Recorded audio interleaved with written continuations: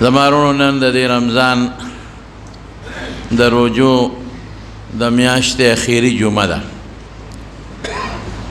او بل جمعه پر رمضان کې نه راځي. اختر چې دیرش مونږ پوره کوو نو د جمعې ورځ له راځي او که چېرته اعلان وشو نو بیا به د زیارت شي. خو رمضان کې بله جمعه نه راځي، د اخیری جمعه ده. رمضان روجې ډېرې قیمتي روجې دي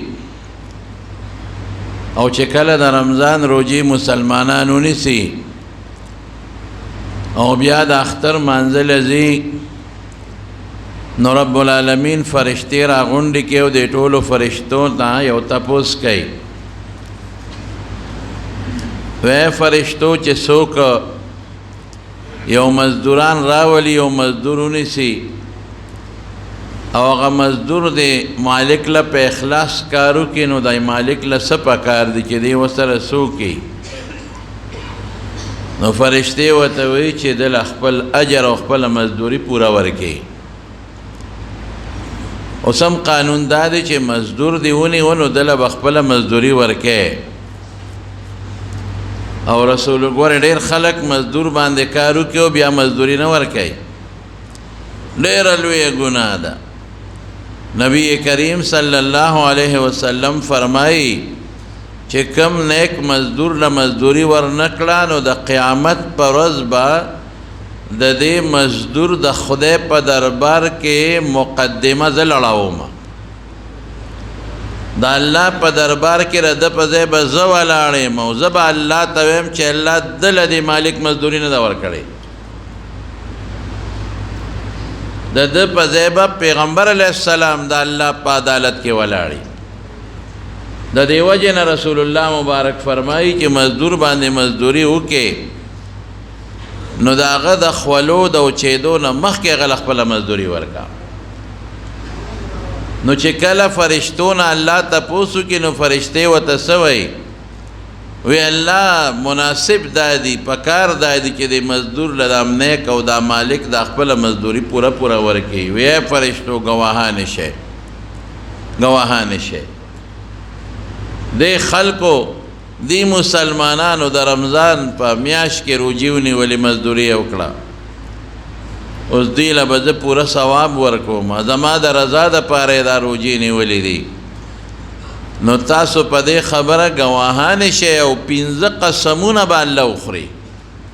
د الله خبره خو بې قسمه حجت دی، موږ به منو. خو ما تاسو ته مخکې ویلو چې بعضې وخت کې یو سړی د چا د خبرې نه انکار نه کوي، مسلمان به څنګه د الله په خبره کې شک وکړي، لیکن بیا هم د خبرې مضبوطولو له الله 15 قسمونه خوري. زما د په خپل عزت، په خپله لویۍ او په خپله بړایۍ، صفتی لویي، ذاتي لویي، فعلي لویي، دا ټول به ذکر کې قسم دی چې دا څومره خلک د رمضان روجې زما د رضا دپاره ونیولې، دا ټول مې وبخل. انما یوفى الصابرون اجرهم بغیر حساب. او قرآن کې الله وایي دلته صابرین نه مراد مفسرین روجهدار اخلي. صبر استقامت ته وایي. صبر خپله معنا حبس، یو ځای کې بندېدلو ته ویل کېږي. په خپلو خواهشاتو قابو منتون کې شو، د خوراک او د څښاک نه صبر شو، استقامت شو، نو دې خلکو له به زه بې صبر اجر ورکم. الله فرمایي حساب پکې نشته. زما وروڼو دا د خدای پاک فضل شو چې موږ تاسو له الله د رمضان د روجو د نیولو توفیق راکړ. دا د خدای فضل دی. که موږ بیماران وی بیا به مو نشو نیولی. ټیک ده چې بیمار سړی چې روغ شي بیا به نیسي، ګناه پې نشته، خو لیکن بیا مغه لوی د رمضان د روجو هغه فضیلت خو د فوت شو، ختم شو که نه. دغه رنګې زما وروڼو ډېر خلک داسې دي چې رمضان روجې خوري. تاسو ته خو پته نشته، خصوصا په دې پنجاب علاقو کې داسې خلک دي چې باقاعده مستقل پکې لګیا او روجې خوري، په روجه کې خوراکونه کوي. ډېر ظالمان روجه کې لګیا دي او بس کې او شربتونه څکي، میلو کې باقاعده د څاروو په منډی کې په میلو کې خلک لګیا دي، چولې خوري او لرې خوري او لګیا دي خوراکونه خوري او پروا نشته دی. دا د خدای پاک فضل او کرم دی چې موږ تاسو باندې رب العالمین د رمضان روجې ونیولې. دا لوی د خدای پاک احسان دی. هغه خو وایي پټان جانے و روزہ جانے، چې روجه ورته پټان جانے روزہ جانے، پښتون پیشه او روجه پیشه. او بیا پیش دغه ته تر ناستی څه ورته وایي روجه ماتي ته. ایو سړی نه چا تپوس وکړه لکه تا روجه نیولې چې ته روجه ماتي ته ناستی پکوړو ته پرلت غځولې دی. وی دومره کافر خو هم نه چې روجه به نه ماتوم او روجه ماتې به نه خورم. داسې کافر دی صحیح کړم. دا د خدای پاک فضل. اوس زما وروڼو یو څو کار دي هغه درته وایم. د اختر پر ورځ باندې چې د اختر اعلان وشو نو معتکفین حضرات به د خپل اعتکاف نه پاسي. اعتکاف والا به څه کوي؟ دی به فورا نه دي چې یاره دا خو نهر ورځې لس ورځې مې تېرې کړې په منډه کور ته دي. نه، چې اعلان وشي نو دی ښه مدیدار د اعتکاف په دې ځای کې یو 2 رکعاته نفل وکړي، مستحب 2 رکعاته نفل دی وکړي او په دې نیت دی وکړي د توبې چې خدای پاکه که زما نه څه غلطۍ شوي بیا ادبې شوي معافي غواړم او د شکرې نیت دې پکې وکړي. دا ټیک ده چې اعتکاف پسې رسول الله مبارک 2 رکعاته نه دي کړي، لیکن مطلق نفل د توبې ثابت دي، د شکریې ثابت دي. دې په خپل عمل باندې د خدای شکر ادا کړي چې نیت کوي 2 رکعاته نفل، نو دې زړه کې دا راولي چې الله زه ستا شکر ادا کوم چې ما له توفیق راکړو او که ما نه څه بې ادبي شوي الله زه د هغې معافي غواړم. نو بیا د الله ته ښه مزیدار په جړا کې سوالونه وکړي. الله زه ستا په دې در کې ناست وم پروردګار. لاول د آخرت دعا، د ایمان دعا، د توبې، د ګناه د معاف کېدو، بیا د دنیا د بچو ټولې دعاګانې کولی شي. نو الله نه ښه دعا وغواړه چې الله ستا په در کې ناست وم، دا 9 ورځې مې تا ته تېرې کړې الله، بل څه غرض مې نشته. او دا په الله به امید ساتئ چې الله تا به زما دعا قبوله کړې وي. رسول الله مبارک هم فرمایي چې کله تاسو هغه د رمضان چې کلم د الله نه سوال کوئ نو تاسو داسې طریقې سره سوال کوئ چې تاسو دعا په قبلېدو یقیني چې الله زما دعا قبلوي. د خدای در کې څه کمی نشته. نو معتکفین به خدای ته دې وجاړي او ښه دعا دې وکړي، د هغې نه پس د خپلو کورونو ته رخصت شي. او موږ هم په خپله دعا کې یادوي، موږ هم ورته دعا کوو معتکفینو ته چې الله پې دا ورځ د شپې په خیر او په خوشحالۍ تېرې کړي او الله ټول عبادتونه او دعاګانې قبولې کړي. او موږ غریبانان کمزوري دین په دعاګانو کې یاد کړي. دویم کې د اختر ورځ شي، بس چې اعلان وشو د اختر او د ماښام لمونځ دوی دلته وکړي نو بس بیا دوی تللی شي. دویمه دا دي چې د اختر په ورځ به څه کوئ؟ د اختر په ورځ هر انسان له سحر لامبل مسنون دي او وختي پاسېدل مستحب دي. وختي پاسې د اختر پر ورځ ناوخته مه پاسئ، وختي پاسېدل دا مستحب دي. او بیا غسل دا مستحب ده چې انسان غسل وکړي ولامبي. مسواک ومږي، مسواک مستحب دی ولا مسواک. غیر ضروري ویښته والي نوکان کټ کړي دا ولا ټول مستحب دی. او خوشبو پورې کړي او نوې جامې واچوي. او که نوې جامې د وسه نه کېږي نو زړې جامې دي ووینځي، هغه د استعمال کړي. او خپلو بچو له دې ښکلې نوې جامې واچوي. دا خو اختر دی، د اختر خوشحالي ده. اختر پر ورځ باندې چې څومره خوشحالي وشي الله پې خوشحالېږي. رسول الله صلی الله علیه وسلم د حضرت عایشې صدیقې په کور کې و، ماشومان جینکۍ وې هغوی تمبل وو. د خوشحالۍ په موقع تمبل وال جایز دي، منع نه دي چې ګونګلوګان پکې نه ګونګلوګان پکې نه او مقصد یې خوشحالي وي. تمبل یې وو. دې کې حضرت ابوبکر صدیق رضی الله تعالی عنه راغی او عایشه صدیقې له زوره نه ورکړه. وی د پیغمبر په کور کې دا کار کیږي؟ نبی کریم صلی الله علیه وسلم مخ ورواړو ابوبکر پرېږدې دا د اختر ورځ ده، دا د خوشحالۍ ورځ ده او دا د اختر ورځ ده. نو د اختر په ورځ باندې د خوشحالۍ اظهار کول، ماشومانو له ښکلې جامې نوې جامې جوړول او که نوې د وسه نه کېږي زړې وله وینځه. رسول الله صلی الله علیه وسلم د اختر پر سحر وختي راووت، ماشومانو په لار کې لوبې کولې. یو ماشوم داسې غلې غوندې ولاړ و خیرلو جامو کې د دې نورو ماشومانو تماشا کوله. رسول الله صلی الله علیه وسلم په هغه ماشوم پوه شو، ورغې وی بچې ته دوی سره ولې لوبې نه کوې؟ او دوی څومره ښکلې پاکې جامې اغوستلې بچې، نو ستا جامې پاکې نشته چې پاکې جامې ته واچې. خیرن خچن ولاړې او خیرنې جامې دې چولې دي. نو ماشوم ورته په ژړا شو، وی د الله رسوله دوی خو پلاران شته که نه؟ زما پلار نشته، یتیم یم. دوی له خپلو پلارانو جامې راوړې دي. زما پلار کم دی؟ پلار مې نشته دی. او دی له خپلو پلارانو پیزارونه غشتي دي او خپلو پلارانو خشته کړي دي، زه یتیم یم زما پلار نشته. بس نبی کریم صلی الله علیه وسلم هغه یتیم ماشوم زر را په غېږ کو. دا حضور پاک په زړه کې په مسلمان او په ماشوم رحم ډېر زیات و. دا یاد وساتئ د یتیم په سر به د رحم لاس ږدئ. رسول الله مبارک فرمایي انا وکافل الیتیم هکذا. دا ګوتې مبارکې داسې کړې چې څوک د یتیم پالنه کوي، یتیم له جامې ورکوي، یتیم له ډوډۍ ورکوي، د یتیم په سر لاس راکاږي، رحم پې کوي، وی زو دغه انسان به په جنت کې دقسې یو ځای وي لکه دا دوه ګوتې چې یو بل سره یو ځای دي. یتیم په سر به لاس راکاږي. یتیمانانو خیال بساته. دی وجه نه زه اکثر دا یو تقریر کومه، په چا به ښه لګي په چا به بد لګي. زه چې یو انسان پلار مړ شو ماشومان یتیمانان پاتې شو، نو دا خلک لګي یو مقبرې ته ورسخاتونه وړي او جانمازونه وړي. د خدای ظالمانو ظلم مه کوئ. دا خو یتیمانان بچي پاتې شو. په دې مال کې خو د دې یتیمانانو بچو حق دی. د څه کوئ ظلم ورسره کوئ.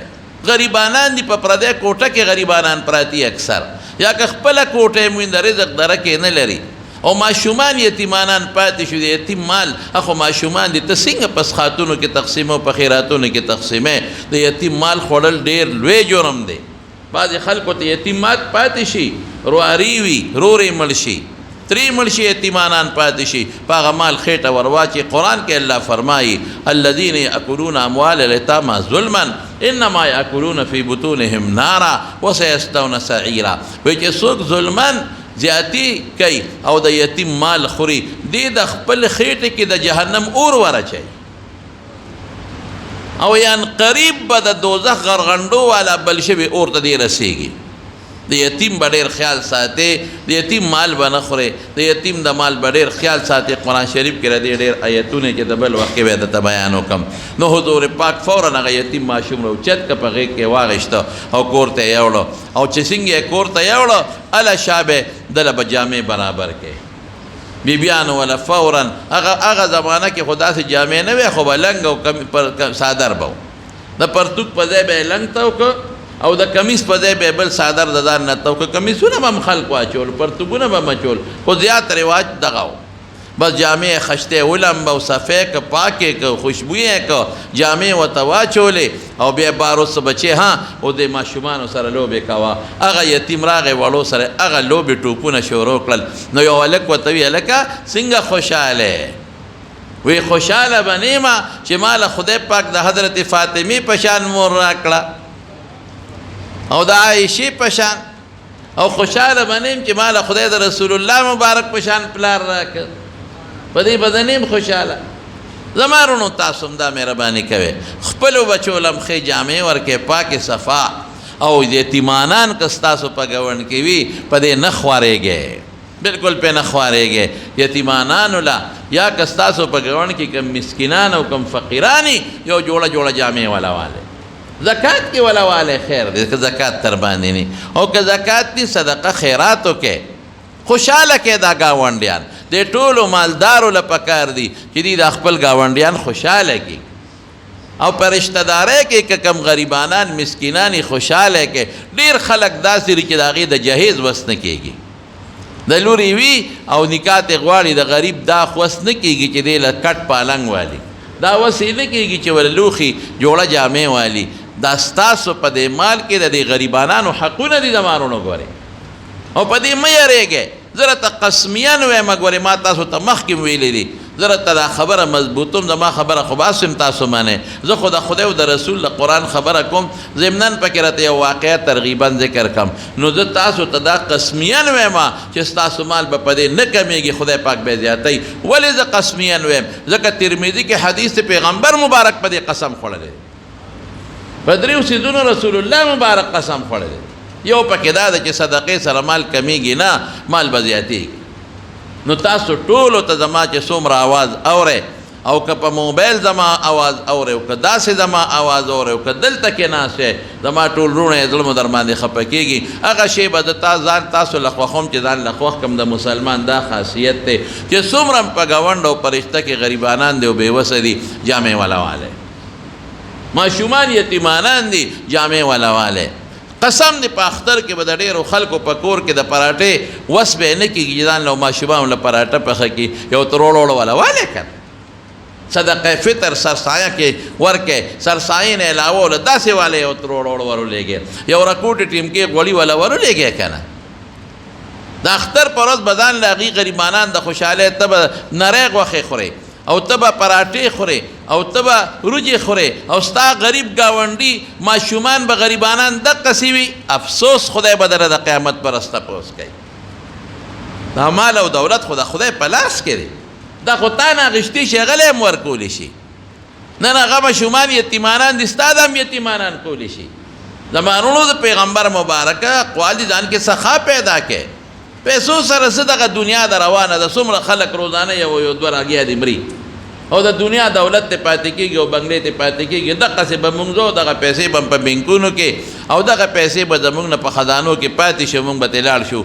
او بیا به ارمان کوو ګوتې به م روړو هېڅ په لاس نه راځي تاسو ته زه د زړه نه خبره کوم د مینې خبره درته کوم د محبت خبره درته کوم چې تاسو مهرباني وکړئ دې غریبانانو له بې کسو له یو تروړو والی نه به کمیږي خدای به اجر درکوي رمضان کې ثواب هم ډېر دی غوړي والا والی غوښه والا والی غریبانان روجې والا والی چې هغه ځان نه پخېږي د اختر په ورځ باندې مزدورانو نن په مزدورۍ کې څه دي د دې دیاړیمانو غریبانانو څه دي 500 روپۍ مزدوري دا هم په رمضان کې څوک نشي کولی په 500 روپۍ کې که یو سړي ته مریض پېښ شو دی به څه کوي یو ګیل کار دی مثلا 1200 1400 د هغه مزدوري ده په 1200 څه کېږي که مزدور که دغه ورته پېښ شو مریض ورته پېښ شو خدای شته په یو ساعت کې دا ټولې ختمېږي نو تاسو دا دیاړیمار دا غریبانان او فقیران هر چا ته په خپل ګاونډ کې معلوم دي یا رشته داران هغې له ورکئ او سخاګانې وکئ به هر کیف یو خدا شوه پاکې جامې او نوې جامې دا به کوئ بل به د اختر مانځله د کلي نه بار وځئ د اختر مانځله د کلي نه بار وتل سنت دی بلکې دور مختار لیکلی دی او زموږ نورو فقهاو لیکلی دي چې بغیر د عذر نه د خپل محلې په جومات کې د اختر مونځ مکروه تحریمي دی عذر دا دی چې باران وشو بار سړی نشي وتی دا عذر شو عذر دا دی چې د چا دشمني ده او دی بار نشي وتی یری ده دا یو عذر شو مثال پته ور عذر دا دی چې بار د اختر د مانځه ځای بالکل نشته څه انتظام نشته چې خلک بار راوځي نو دا یو عذر کیدی شي لیکن الحمدلله نن هغه عذرونه نشته نن د کلو نه بار د دنیا ډاګې دي د دنیا شاملاتونه دي غټې غټې عیدګاهونه دي څه عذر دی خلکو ته چې نه په سکول کې هم کولی شي د سکول په ګراونډ کې هم کولی شي ګوره د مسجد نبوي د مونځ څونه ثواب دو حدیث دي یو کمزوری دی لږ 500 والا لږ کمزوری دی او هغه 0 والا مضبوط روایت دی چې د مسجد نبوي کې چا یو مونځ وکړه دله به خدای 500 مونځونو ثواب ورکړي دا لږ کمزوری روایت دی مضبوط روایت دا دی چې دله به خدای د 0 مونځونو ثواب ورکړي لیکن بیا رسول الله مبارک په مسجد نبوي کې دومره قیمتي جومات کې قیمتي ثواب والا مونځ د اختر مونځ یې نه دی کړی په مسجد نبوي کې اختر له وبار وته د جومات نه بار به وته ولته به د اختر مونځ کو په یو عام میدان کې به د اختر مونځ کو ځمکه خو چوچه شي پاکه شوه خیر و خلاص ځان سره جانماز سړی یوسي نو بغیر د عذر نه د اختر مونځ د محلې په جومات کې کول علما وایي مکروه تحریمي دي نو اختر مانځله بار وتل زمونږ عیدګاه کې خبره راته یاده شي یره مې نه شي د اختر مونځ به په کم په 2 بجې کوي انشاءالله ښه عیدګاه کې تورنګزو په عیدګاه کې به انشاءالله موږ د اختر مونځ په پوکم 2 بجې انشاءالله العزیز فکس په پوکم 2 بجې انشاءالله د اختر مونځ مونږ کوو به هر کیف د اختر مانځله دی وځي او چې د اختر مانځله ځي نو په ښي طرف دی روان شي او چې واپس راځي په بله لار دی راځي رسول الله صلی الله علیه وسلم په ترمذی شریف کې حدیث ته به په یو لار راته به په بل لار په یو لار به ته او دا تکبیرونه خو د لوی اختر په معروض باندې خلک وي په زوره لیکن که د رکوټې اختر په ورځ هم څوک ځان سره پټ په لاره تکبیرات وایي نو ګنجایش یې شته ځان سره تکبیرات ووایي د رکوټې اختر د مانځه نه مخکې خوراک کول دا مستحب دی سنت دی او کجوري خوړل دا بیا سنت دی د اختر د مانځه نه مخکې چې سړی خوراک وکړي او کجوري په مکه مکرمه کې یا په مدینه منوره کې هلته چې سار وختي مانځله خلک لاړ شي نو بیا واپس نه راځي بیا د اختر منځ کې واپس راځي. نو چې د اختر څنګه د سار منځو کې خلک په صفونو کې کینې، نو د عربو د ماشومانو سره کجورې وي، ټاپیانې وي ورسره، او په دې خلکو باندې په دې صفونو کې ګرځئ. نو چې څوک دوه والي هغه ماشوم ورته وایي یو بله مواله خذ واحده، یو کجوره بله مواله. ولې؟ ځکه رسول الله مبارک فرمایي چې کجورې خوري ناتکۍ دې وخوري، یا دې یوه وخوري یا دې درې وخوري یا دې پنځه وخوري یا دې وخوري. ګوره په دې سنت و عمل وکړئ ښه. بل خوږ شی هم خوړی شي، خو کجوره زیاته مستحبه ده. نو درې کجورې ناتکۍ دا د اختر د مانځه نه مخکې د کور کې هم خوړی شي، دا وخوری، دا مستحب دی. او په لوی اختر کې بیا مستحب دا دی چې د لوی اختر په قربانۍ په غوښه او بیا د قربانۍ د څاروي په اینه باندې خوراک وکړي او د هغې نه مخکې خوراک نه کوي. دا د اختر شوه. او زمارونو صدقه فطر به ورکوئ. صدقه فطر مونږ ورته سرسایه وایو. هر وخت کې په رمضان کې ورکولی شي، اگر چې زمونږ د بعض امامانو سره اختلاف پکې شته، خو د امام ابو حنیفه رحمت الله علیه په ټول رمضان کې ورکولی شي. اوس په دې لسو شپو کې ورځو کې ورکولی شي، خو بهتر ټیم یې کم دی ادا چې د اختر پر ورځ د سار مونځ شي او د اختر مانځه لځې دې درمیان کې ورکړي. د اختر د مانځه نه مخکې د اختر پر ورځ دې وخت کې صدقه فطر ورکړي سرسایه، دی بهتر ټیم دی. سرسایه به څوک ورکوي؟ نو خو ډېر اوږده مسایل دی، خو چې کم سړي باندې زکات فرض دی او زکات ورکوي دی به سرسایه ورکوي، د ځان به م ورکوي او د خپلو نابالغو بچو به م ورکوي. صرف لږ فرق دی د دواړو په منځ کې. هغه لږ فرق یې دا دی چې زکات دپاره د مونږ د طالبان علماو انعامي مال شرط دی او صدقه فطر که غیر انعامي وي نو پروا نشته. لکه زه به مثال درکړم. یو سړی د نصاب مالی کې ما د رمضان په اول کې تپوس کړی، اوس راته پته نه لګي د سپینو زرو. نو 52 تولې چاندی حساب ولګوئ، 2.50 تولې سپینو زرو قیمت، دومره پیسې چې تا سره وي نو په تا زکات ورکولم واجب دي فرض، او صدقه فطر در باندې واجب ده ورکول. نو ما تپوس کړی نو هغه 53,000 روپۍ ته جوړې دی. خیر تاسو خپله د چاندی تپوس وکړئ چې توله په څو ده، نو 2.50 تولې اندازه تاسو ته معلومیږي. خو ما د رمضان 2 ورځې مخکې غالبا د یو زرګر نه تپوس کړی، نو هغې حساب باندې څه 3 شپې ته جوړې دی. 3 شپې ته زه تېر وتم، 53,000 روپۍ جوړې دی. مثلا 53,000 روپۍ دا چا سره او قرض سپیني، نو په دې زکات هم واجب دی او دی به صدقه فطر هم ورکوي. هغه چاله بیا ورکوي چې هغه غریب یې که فقیر یې، هغه سره دومره پیسې نه. یو سړي سره 100,000 دي 19 تولې یا د 19 تولو نه زیات، دی به صدقه فطر ورکوي. یو سړي سره 52 تولې 2.5 تولې چاندي ده یا د هغې قیمت یا د هغې نه زیاتې صدقه فطر به ورکوي. البته که یو سړي سره توله کالی دی د 19 نه کم دی، په ده صدقه فطر نشته. خو دا خو پکې واله ګورئ، بعضې خلک دا بیان په نیمه کې کټ کړي نو کار خراب کړي.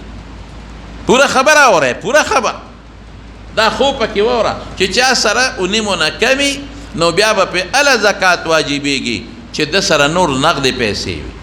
که نغدې پیسې ورسره وي نو بیا شامي کې شته، نو بیا به د دې سرو زرو قیمت ولګې، هغه نغدو سره به جمع کې نو زکات به لازم شي. لکه مثلا یو سړي سره توله کالی دی، نو توله کالی خو نن سبا د 100 روپو نه زیات دی، زکات پې نشته. خو که نغدې پیسې د سره مثلا 1,000 2,000 15,000 هر څومره چې وي، نو بیا به دغه کالی قیمت کې هغې سره به جمع کې، نو بیا خو د 2,000 نه زیاتې دي، نو بیا به صدقه فطر ورکوي. دا د ضرورت سامان پکې نه راځي، د ضرورت سامان به پکې نه حسابې، د کور کټ پیالی فرج شو، موبایل شو، د زمیندار قلبه شوه، سنډه شوه، دا پکې نه راځي. د ضرورت نه زیات سامان د هغې قیمت، یو سړی دکاندار دی د خپل دکان د سامان قیمت به هم لګوي، دی مثال. لیکن اوس زکات او دې کې لږ معمولي فرق دی. د یو سړي 2 کوره دي نغدې ورسره هېڅ هم نشته، 2 کوره دي، یو کې اوسېږي، یو یې د ضرورت نه زیات دی، پراپرټی نه دی اخیستی، پراپرټی اخیستی دی او قیمت یې 3,000 ته ورسېد، خو بیا به زکات هم ورکوي، صدقه فطر به هم ورکوي. پراپرټی نه دی اخیستی، یو کور کې اوسېږي، یو یې ځان له زیاتې اخیستې چې زما د بچو بشي، تمام بچی لوی شي دی له پکې کورونه جوړ کړم، نو اوس په ده باندې زکات نشته چې پراپرټی له تجارت لی نه اخیستې.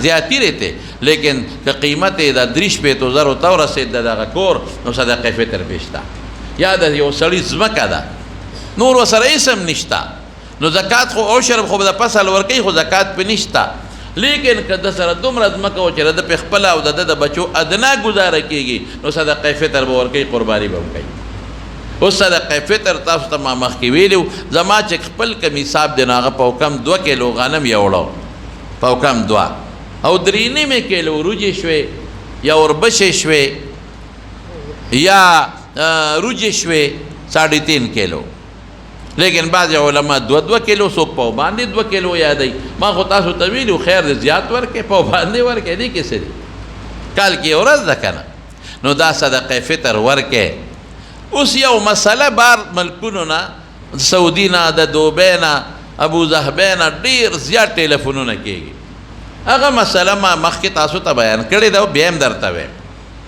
یو سړی په بار ملک کې دی مثال په طور په سعودي کې دی ابه صدقه فطر څنګه کوي ابه د هغه ځای خپل حساب لګوي ابه د خپل صدقه فطر حساب د سعودي لګوي د دې ځای به نه لګوي د سعودي به لګوي په هغه خپل ریال کې به خپل حساب لګوي نو صدقه فطر به ورکوي دقه رنګې د بچي دي د بالغانو بچي سرسایه په پلار نشته که ورکوي د هغوی په اجازت نه ورکولی شي اجازت پتې غواړي د ښځې سرسایه په خاوند نشته که ورکوي نو اجازت ته غواړي چې ستا سرسایه ورکو د خاوند سرسایه په ښځه نشته که ښځه ورته وایي چې زه به ستا سرسایه ورکم او دی ورته اجازت وکړي وکیل یې کړي نو بیا ورکولی شي خو دا نابالغه بچو سرسایه دا به دا پلار ورکوي اوس دې په سعودي کې د ټیک د دې خو به خپله سرسایه د سعودي ورکوي د سعودي په ریال بیا ورکوي هلته به غریب له ورکوي او که هلته یې نه ورکوي هلته ورته غریب نه میلاویږي نو پاکستان کې هم ورکولی شي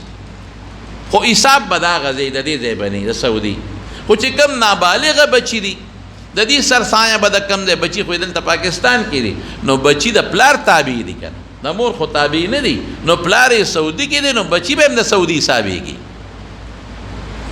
اگر چې گنجائش پکې شته دی دویم ټکي خو هغه گنجائش به دلته وباسو گنجائش به ته وباسو پلار په سعودي کې دی نو دا بچي د چا تابع دي بچي خو خپله نه ورکوي د بچو حق خو په پلار دی که پلار ورنه کړه د بچو غاړه نه بندېږي د پلار غاړه به بندېږي نو بچي له دې پلار تابع دی نو چې پلار خپل حساب د ریال په شکل کې ورکوي د سعودي نو د بچو به هم د ریال په شکل کې ورکوي د نابالغه بچو دا ذهن کې واچوئ البته یو خبره زه تاسو ته وکړم دې کې بس تاسو ټول مشکلات ختم جو په سنت او عمل مو شي نقد پیسې مو ورکوئ ورکولی شی نقد پیسې به څونه ورکوئ ما خو تاسو ته بل ځل ویلي ما چې کوم حساب کړو ما په زه خو ډېرې لږې راځي 100 روپۍ راځي د په کم 2 کیلو 120 شو څوک 105 راځي 105 څوک 100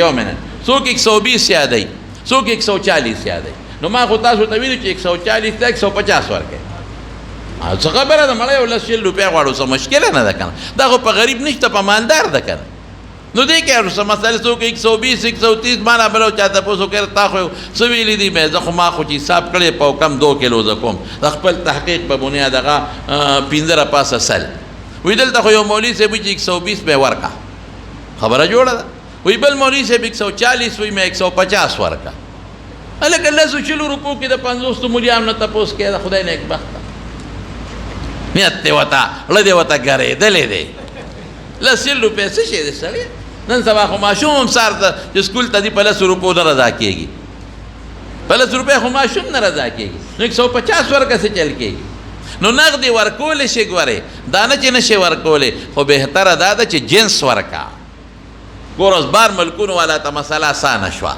جنس ورکا جنس معنا په کم 2 کیلو وړه یا غنم ورکا اوس که سعودي کې دا ورکې که دلته ورکې د ماشوم په سر هم دغه په کم 2 کیلو وړه دي که سعودي کې ورکې که دلته ورکې بس وړه ورکا دلته هم ورکولی شي هلته هم ورکولی شي جنس ورکا خبره خلاصه ده بلکې زه هم وړه مو ورکوې وړه ارزان دي د روجو قیمت ولګوې زمارو د روجو ولګوې چې غریب ته څه فایده خو ورسي که نه روجي په څو دی لکه کیلو نری روجي 150 نو 150 3 کیلو په څو شوي تاسو باندې حساب کوم ها جی 4,500 او د نیمې 75 شوي نو څو شوی لکه 525 525 روپۍ د روجو په حساب کېږي دغه ورکړئ چې د غریب کار پې وشي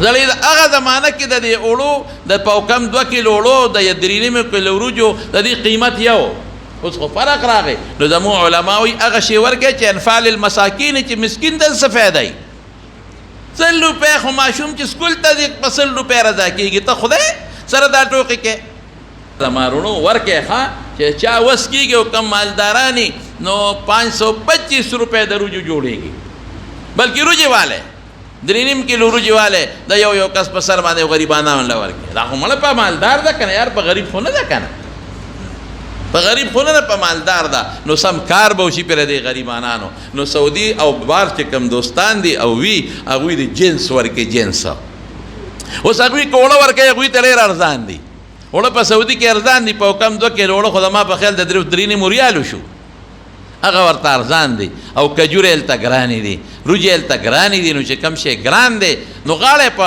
اوړو هم خلاصېږي د هغوی زمونږ هم پې خلاصېږي خو فایده په دې کې ده چې مسکین ته فایده ورسي نو جنس ته ورکړي خبره خلاصه شوه د خپل ځان دا بار مسافر یادوم د خپل ځان او د خپلو نابالغه بچو جنس ته ورکړي د یو کس په سر که ماشوم دی او که پلار یې دی په کم 2 کیلو اوړه یا غنم یا 3.5 کیلو روجې یا وربشې یا 3.5 کیلو کجورې دا دې ورکړي ډېره ښه به شي هلته که غریبانان وي هلته دې ورکړي ډېره بهتره ده بار ملک کې او که هلته ورته غریب مسکین فقیر نه میلاویږي نو کور ته ټیلیفون وکړي ښځې ته نورو ته چې زما له طرف نه او د دې بچو له طرف نه ورکړي وکیلان دي کې دا اسانه خبره شوه دا صدقه فطر به ورکړي د اختر د مانځه نه مخکې ګورې او که د اختر د مانځه نه مخکې دې ورنه کړه نو دا نه غاړه نه خلاصېږي وروستو به یې ورکړي لیکن رستو کسی دی پورس حضرت عثمان رضی اللہ تعالی عنہ رسول اللہ مبارک لراغی ویدا اللہ رسول مانا خود سرسایہ یہ رشوی وا ما خود مانزنا مخ کی ندا ورکڑی اس میں مرئی ذات کو مرئی دیر قیمتی وی حضور پاک مبارک ورتاو فرمائے الحدیث تے گوارے وی اے عثمانہ وی تیا یوم رئی دے ذات کو وی کسل مرایانا ذات کے نو اغا ثواب دینے کی کم ثواب چی دا اختر دا مانزنا مخ کے پور کولو کے دے دا مہربانیو کے دا صدقہ فطر و سرسایاں ورکے سوئی نا نکوان وصولا نا ورکے سرسایاں رور کا غریب رور لورکولی شی خور کا غریب خور لورکولی شی رواره غریب دی ماما غریب دی ترور دا ترور بچی غریب دی ورکولی شي خو پلار لا نیکلا نیالا مور لا نشي ورکولی دا قرانګي خبره ته وکړه ده کنه خبره ته زما خبره کړي وره ده نو ټولې مسلې به حل یو سړی دی چې اغن وصوله سرسایه ورکوي نشي ورکولی لور لا ورکوي نشي ورکولی یو سړی دی زوی بار دی او هغه دی وی چې زه د هغه بار زوی په ځای سرسایه دلته ورکوم د هغه نه به اجازت غواړي چې هغه ورته وایي چې زما سرسایه ورکړه نو بیا ورکولی شي که هغه ورته نه ویلې او ده ورکړه نو هسې ثواب یو شو سرسایه ونه شوه سرسایه چې په چا واجبه ده ابه ورکوي یا به هغه بل ته وایي چې زما په ځای باندې سرسایه ورکوي نو هله به سرسایه ادا کېږي نو زما وروڼو د حضرت عثمان رضی الله عنه دا خبره مې درته وکړه دا خو د سرسایې خبره شوه اوس اخیری یو خبره درته کوم ټولو ملګرو ته سرسایې متعلق به دغه مسایل تاسو مخکې مې اورېدلي دي او ما هم درته اوس بیان کړل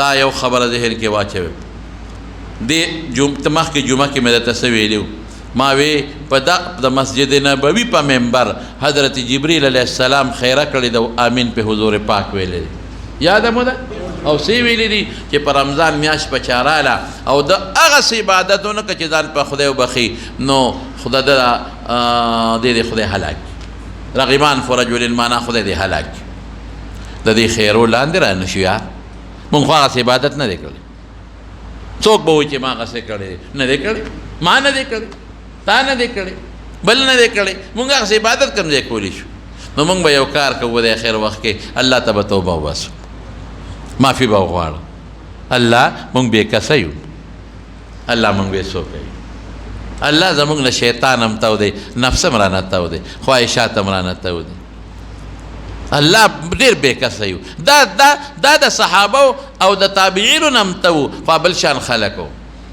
مونږ نه دي کړی، مونږ کوتاهي کړې ده. دا نه وایو چې زمونږ عذر نشته، مونږ کوتاهي کړې ده. الله مونږ کوتاهي کړې ده. پکار دا و چې مونږ په دې کې پوره عبادت کړی وي. پکار دا دی چې مونږ په 3 ورځو کې په 2 ورځو کې د قرآن شریف ختم کړی وي. پکار دا و چې مونږه نفلونه کړی وي. پکار دا و چې مونږه غیبت نه وي کړی. پکار دا و چې مونږ دروغ نه وي ویلي. پکار دا و چې مونږ چا سره چا بد نه وي رسولې په ژبه او په لاس. خدا زمونږ نه شوي دي. نو څه به کوو؟ توبه به وباسو، توبه به وباسو چې د خیرونه بچ شو که نه. جړا سره به الله ته توبه وباسو. دا به وایو یا الله زمونږ تا ته توبه ده. نو په توبه باندې رب العالمین ډېر زیات خوشحالېږي. په توبه باندې الله ډېر زیات خوشحالېږي، لږ نه ډېر زیات پې خوشحالېږي. مالک ابن دینار رحمت الله علیه ډېر لوی بزرګ تېر شوی، لوی بزرګ. اوس د هغه د بزرګۍ واقعات کتابونو کې شته، خو وخت نشته. نو هغه نه چا تپوس وکړو په دې خپلو رشته دارو کې، وایي دا دومره لوی مقام چې تاله خدای پاک درکړو، د دې څه سبب دی؟ هغه وایي زما یو وینځه وه او ډېره زیاته مې خوښه وه. بازار کې مې خوښه شوه نو وا مې غېشته، ډېره ښایسته وه، ښکلې وه، خوښه مې شوه، وا مې غېشته. د هغې نه خدای مال یو ماشومه لور راکړه. لور د مور نه زیاته ښکلې وه. هغه لور به مې غېږ کې وه، زه ډېر زیات ورته خوشحاله وم. ما به مونځ هم نه کوم، ما به روجې هم نه نیولې، ما به شراب هم څکل. د دنیا چې څه ناروا وو هغه به مې کول. دا ماشومه زما د غېږ کې وه، زما به ډېره خوښه وه، هر وخت به مې غېږ کې وه. نو چې ما به شراب څکل نو دې ماشومې به دیکا ورکړه، ګیلاس پې راناخوا وغورځوم. با د ماشومو خیال،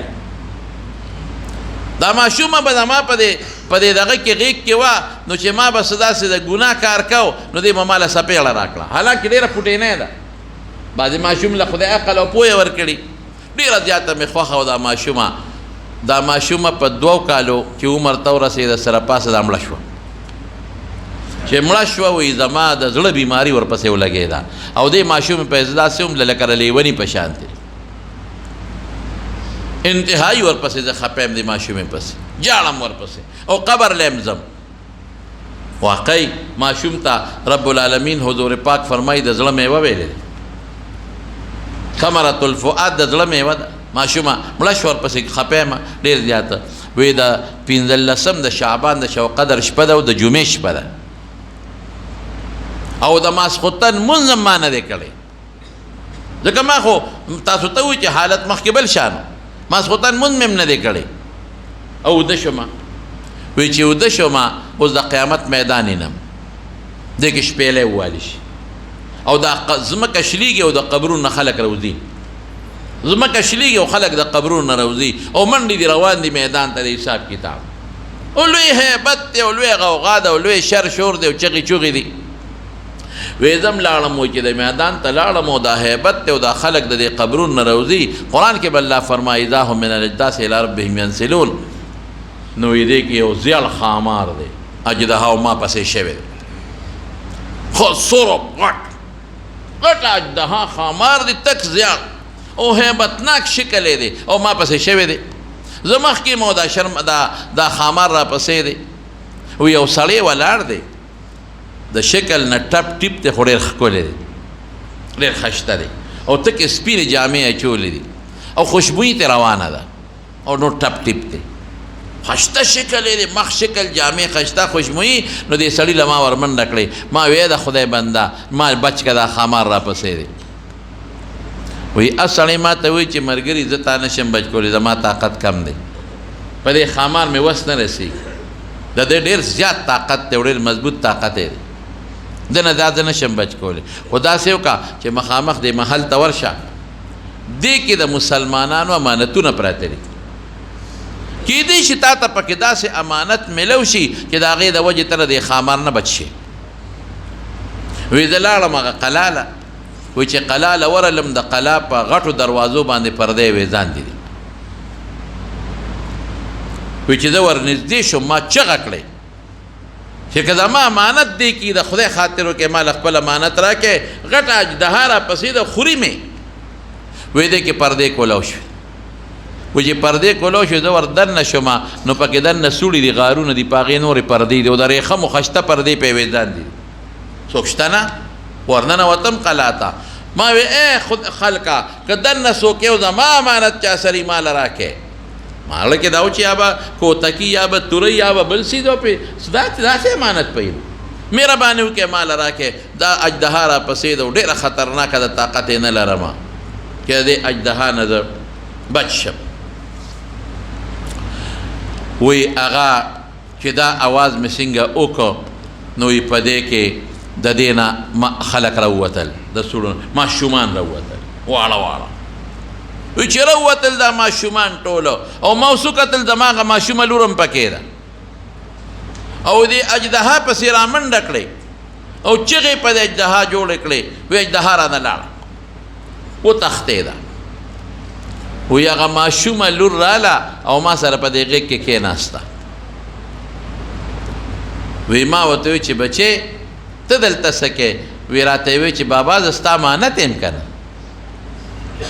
ځکه خو رسول الله مبارک فرمایي چې د چا ماشوم هلک کې جینۍ مړ شي او دی پې صبر وکړي نو خدای پاک به جنت ورکوي زه ستا امانت یم که نه او ته مې ګوره بچ کړې که نه وی زه اوس هغه ماشومې ته وایم چې زه دې بچ کړم او وی ما وی چې هلته بوډا سړي خو زه بچ نه کړی شوم او دا خامار او دا کوم ځای نه وی دا ماشومه ما ته وی چې دا خامار بابا ستا بد عمل دی او ښه دې سورب کړی دی بد عمل کې نو دا خامار به ترې جوړېږي او ښه مضبوط سورب کړی دی چې څومره بد عمل کې دا به سربېږي او دا به د په قبر کې هم تا ته ناست دی تیار او دا تا ته په آخرت کې هم تیار ناست دی او دا بوډا سړی چې تا ولید ښکلي شکل والا ستا نیک عمل دی خو تا ډېر کمزوری کړی دی عمل دی نه دی کړی تا د دې خامار نه نشي بچ کولی دا نیکي دی د دې ګناه نه او د بد عمل نه نشي بچ کولی ډېر کمزوري ته خو پې ورغلې خو بچ یې نه کړی شوې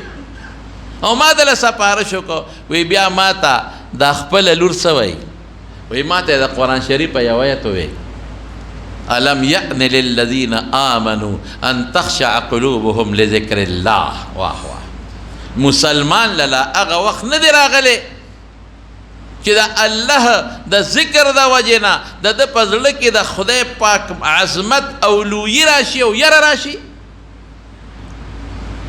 وی ما چې بچې ته خو ماشومه مړه شوې تا له قرآن درځي وی او بابا مونږ قرآن زده کړی دی ستاسو نه مونږ له قرآن راځي بابا توبه وباسه توبه وباسه که دې خامان نه شي بچ کړی وی راویښ شم چې راویښ شم لاړم او توبه مې وایسته نو مالک ابن دینار وایي چې دا لویه مرتبه ما له خدای د ولایت را کړې ده دا د هغې د خوب د ماشومې لور د تلقین د توبې د وجې نه چې ما ته توبه وښوله او ما توبه وایستله یا ایها الذین آمنوا توبوا الی الله توبة نصوحا خدای اخلاص توبه وباسه داسې نه پښتانه وایي توبه توبه ده بد او چې څوک نه نو بیا حمله په بدو توبه توبه توبه د ګناه نه توبه د ماري په نسوه توبه توبه او ټماټر چې خرڅوي نو څښا پې لاندې او غټ پې د پاسه توبه توبه توبه توبه د ګناه نه زما توبه ده او تله کې بیا ډز دې ورکړي پردې حق بیا وې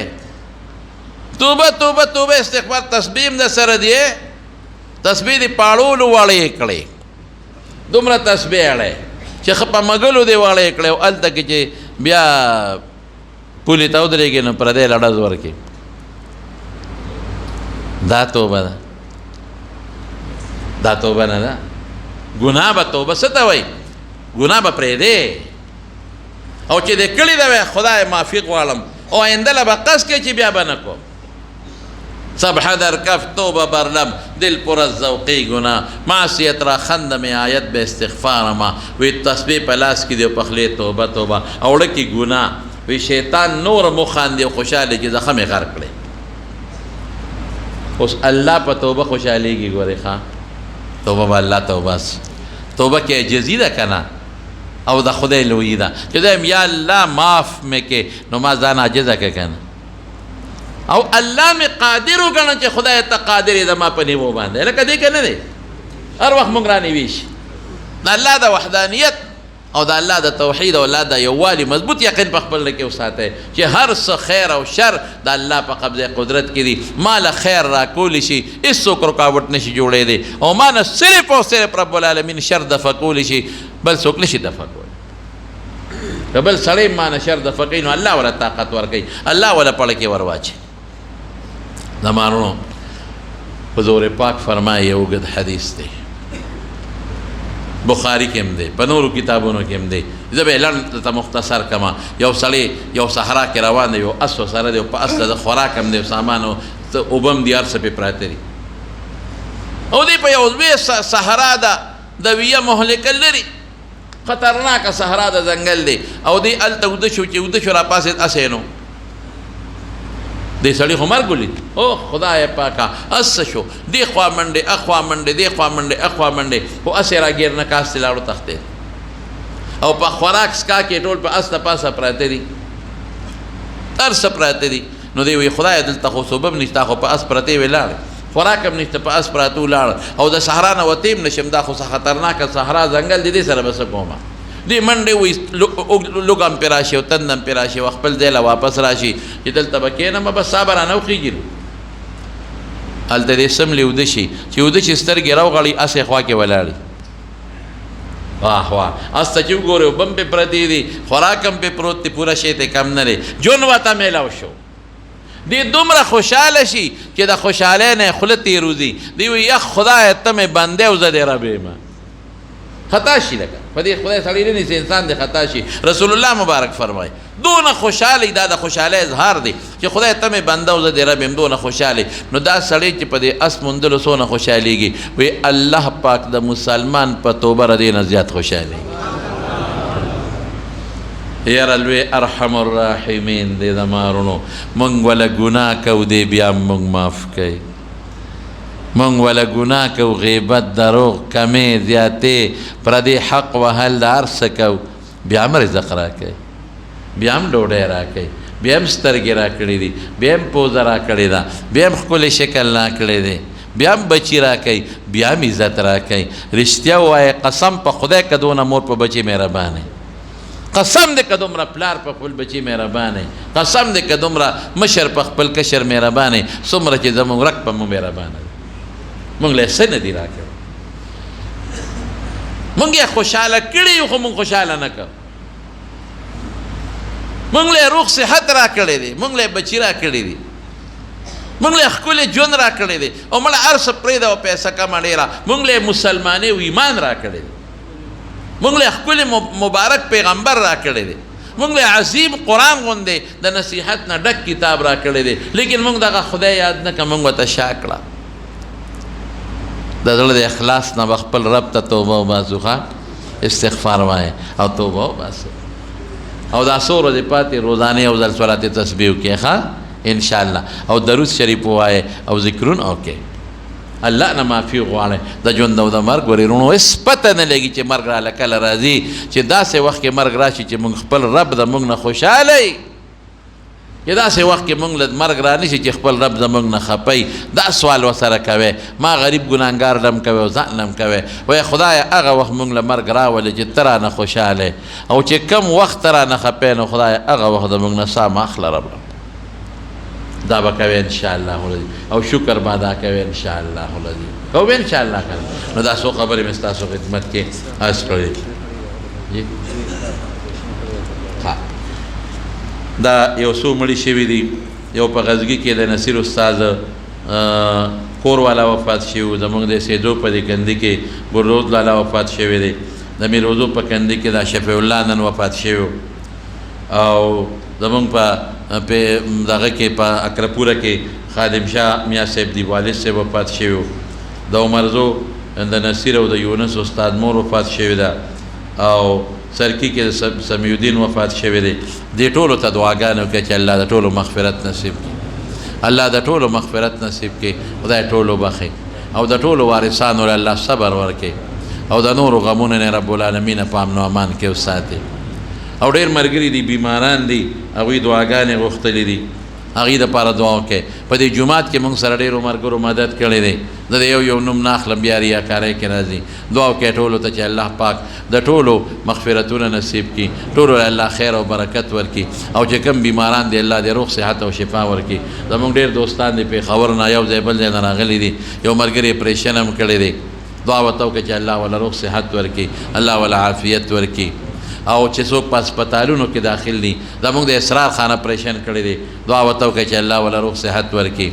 او چې څوک په هسپتالونو کې دي الله روغ صحتونه ورکړي. چې څوک په کورونا باندې مبتلا دي خدای ته وله روغ صحت ورکړي. او ما تاسو ته مخکې ویلي، اوس هم درته وایم چې دا کورونا ګورې د دې نه احتیاط وکړئ.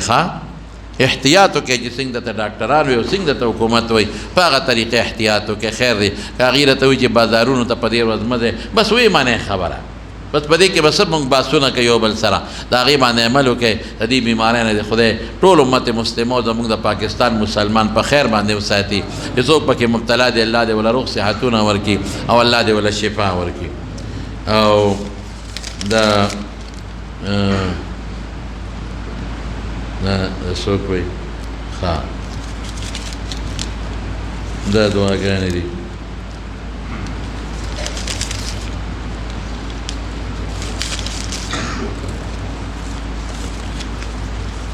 دا ټولې دعاګانې د جمع دعا وکړئ ټولو لپاره. دعا وکړئ یا الله په دې چټونو کې چې چا دعاګانې غوښتې دي یا الله دعاګانې وله قبول کړي. یا الله د رمضان دا روژې خدای چې مونږ کمې ونیولې ته قبول کړي. الله که دې کې مونږ غیبتونه کړي، چاته په ژبه لا ضرر رسولي، دروغونه بیلي ته مونږ هم وبخې، هغې مو بخې. او خدای ته زمونږ ګناهونه معاف کړي. تا ته م لاس نیولي دي خدایه، تا په خپله فرمایلي چې ما ته توبه وباسئ او ما نه وغواړئ. یا الله مونږ نه غواړو، مونږ تا ته توبه وباسو. الله زمونږ ګناهونه معاف کړي، الله زمونږ ګناهونه معاف کړي، الله مونږ لا توبې توفیق راکړي. الله دا وروسته ورځې چې کومې را روانې د رمضان دا را باندې په خیر او په عافیت او په رجوع په عبادتونو باندې تېرې کړي. یا الله چې کوم معتکفین دي اعتکافونه په خیر سرته ورسئ او ته اعتکافونه قبول کړي. یا الله چې د چا بچي ني ته ولا اولاد ورکړي، که د چا نارینه اولاد دي نارینه اولاد یې نصیب کړي. چاته څه پریشانۍ وي پریشانۍ په خوشحالو بدل کړي، چاته څه ټینشنونه په خیر او په خوشحالو بدل کړي. الله ته زمونږ نه راضي شي خدایه، خدای زمونږه توبې قبول کړي. او خدای چې دا کوم ما نومونه واخیستل یا نور مردگان وفات الله د ټولو مغفرت نصیب کړي. او چې څومره بیماران دي روغ صحتونه ولا ورکړي. الله زمونږ د دې محلې ته دعا وکړي، ټولو محلو ته دي دواړو ته زمونږ ډېر خدمت کې دا دی زمونږ لاندې دا الکان ولاړ دي، دغه موټر سایکلو د الکانو خدمت کوي او هغه حجرې ته یې دننه کوي، هغې حجرې خاوندانو ته. او چې څوک الکان خدمت کوي دعا وکړي د دې بدل یې له خدای په دواړه جهانه ورکړي. او دلته کې چې څوک زمونږ خدمتونه کوي دا لارې جارو کوي، ډېر لوی خدمت کوي د جمعې، الله دوی له د دواړو جهانو خیرونه ورکړي، د شرونو د فتنو نه په امن کې وساتي. خدای موږ ټول د شرونو نه وساتي. خدای د دې رمضان اخیری جمعه ده، خدای زمونږ دعاګانې قبول کړي. دا رمضان په موږ بار بار راولي. کوم ملګري چې زمونږ د لرې لرې ځای نه راغلي دي یا د نږدې نه په یو قدم ولا اجرونه ورکړي. زمونږ ډېر دوستان مړه دي، موږ سره نشته دی اوس، ډېر نږدې دوستان. خدای د ټولو مغفرتونه نصیب کړي. او یا الله تا نه دا سوال کوو، تا ته مو لاس پورته کړی دی چې کوم مسافر زمونږ دا بیان اوري، ډېر مسافر دي په بار ملکونو کې زمونږ دا بیان مستقل اوري.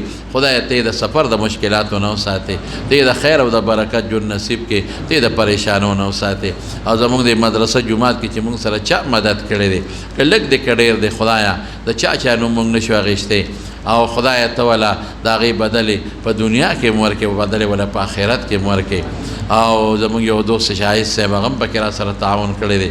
نور ملګري دي د چا نوم نشم اخیستی، خو به تا ته نومونه معلوم دي. د زړه حاجتونه پوره کړي، د پریشانو آفتونو نه په امن و امان کې وساتي. ربنا ظلمنا انفسنا وان لم تغفر لنا وترحمنا لنكونن من الخاسرين برحمتك يا ارحم الراحمين.